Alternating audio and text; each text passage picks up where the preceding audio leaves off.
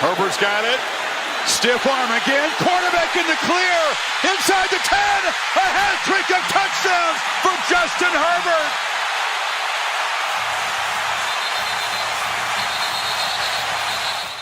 Justin Herbert. Oh, Justin Herbert here.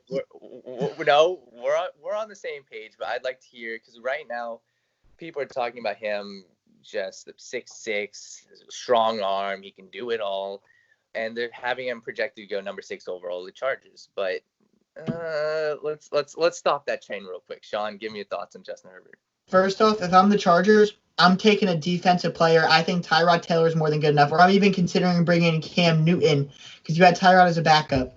Cam Newton has had a full offseason. It was a rough situation down in Carolina. I think things got stagnant, but if you believe he's good enough, you bring him 2-3 years. We know he's at least good enough. They've got playmakers around him. I'm taking an elite defensive player to give me one of the most stacked defenses in the league. Yes. I'm taking a Isaiah Simmons if he's available. I'm taking whoever the top defensive player who you have there, if it's Derek Brown or whoever it is.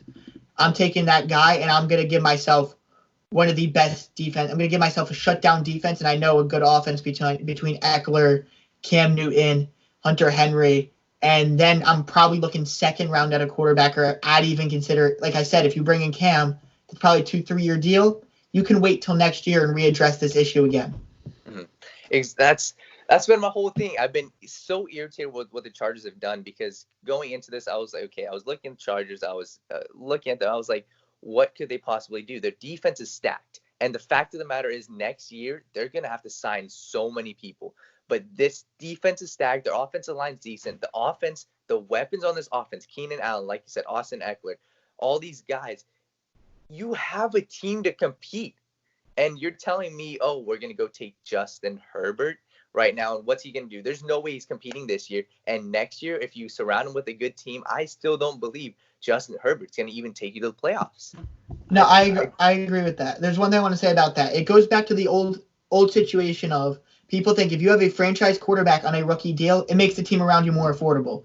If you have a Patrick Mahomes who's cap hit on a rookie deal at the 11th overall pick, probably like $5-6 million a year, it makes it a lot easier to pay Tyreek Hill, Sammy Watkins, Travis Kelce, people on the defense. It makes it a lot easier to bring in a Terrell Suggs mid-season. It makes it a lot easier to do those kind of deals. So that's the appeal there when we talk about how stacked they are taking a quarterback at 6, because you think Tyrod's good enough, but you think, oh, I grew Herbert for a year, and I think he could be great. Well, then I got a great quarterback who I'm paying on a rookie deal, and everyone around him set to for the next 2 to 3 years, and you give yourself an obvious window to win a Super Bowl.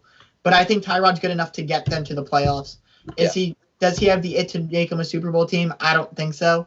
But I think Cam Newton could have that it. Yes. And, okay, I'm going to kind of controversial here, but so when I was looking, because I've been struggling with Justin Herbert. I've been trying to like him, dude. And you said you've gone back and forth because arm talent, everything's there for Justin Herbert. But I know the offense coordinator changes, but my thing is, you see Joe Burrow. He's a guy who wants it. He wants to win. He wants to get better. He wants it. You can just see in his play style. Justin Herbert, to me, it looks like he's gotten stagnant. That's me, personally. Last year, he was a presumptive number 1 overall pick, or he was going to be up there with the quarterback class. Didn't come out. So this year, everyone's the same exact thing. As soon as he was a freshman, everyone's looking at him 6'6". They see all this talent. I just don't believe. I haven't seen growth out of Justin Herbert.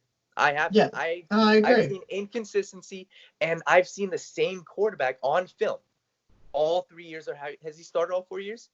I believe so. I know at least 3 years. And I haven't seen growth. That's why it concerns me. It's like, because I don't want to say Justin Herbert doesn't love football, but Joe Burrow to me is like he has the it factor. He wants to get better. He has a determination to get better. But Justin Herbert, I don't feel like he has that. I don't. No, I think here's my thing also with you throwing him to LA. Like a few months ago, if you guys follow the channel, you saw I interviewed Achilles Smith. He's got connections to Oregon. He said, Herbert, small town kid, quiet guy. You're throwing Justin Herbert into LA with first round expectations. Yeah. You're not throwing him into Cincinnati, a small town field, a team that doesn't have high expectations. You're throwing him into a insanely talented team that's looking for him to take them to a Super Bowl pretty much as soon as he gets the starting job. Yep. It's two different sets of expectations. And while I've seen Jordan Love get pounded and pounded on his play and consistently rebound, which is why I really like him, and continue to show some good things, I haven't seen that from Herbert. I haven't seen a mental fortitude where I've said, yeah, my team's down 10 in the fourth quarter. I think he could go drive us down twice. I've not seen that from him. Exactly. That's my whole issue with Herbert. That really is like he's got the arm talent. He's inconsistent on film, but you can say he makes the good throws, but he doesn't have that it. Yeah. And like you said, throw him into LA and it's a brand new stadium, a brand new logo. Their expectations are going to be huge. They want to turn everything around. And it's like, I just don't feel it. I don't think his personality fits it. There's certain guys who I think might fit it. Like I think Love is a more outgoing guy than people give him credit for. I could see him fitting that. He's a big man on campus type of guy out of what I've read. But I could see him fitting that. I don't see Herbert fitting that. And also, one more thing on him. People hate on the personnel group around him. He has an elite offensive line. Like, his offensive line is elite. Like, if they wanted him to sit in the pocket and get time to throw, he could. They put on a clinic run blocking. C.J. Verdell is also a very good running back who defenses demand attention from. And I don't think Johnny Johnson's that bad. I think Micah Pittman continues to improve. Right. Oh, do I think they're overly polished receivers? No. But do I think they're legitimate NFL prospects who are going to be 2 day 3 picks in the future? Yeah. And that's pretty good receiving core-wise, even for a Power 5 school. Exactly. Hey, guys, if you enjoyed what you just watched, make sure to subscribe down below for more sports debates, news, content, etc. Go ahead. I'm waiting on you. Right down there.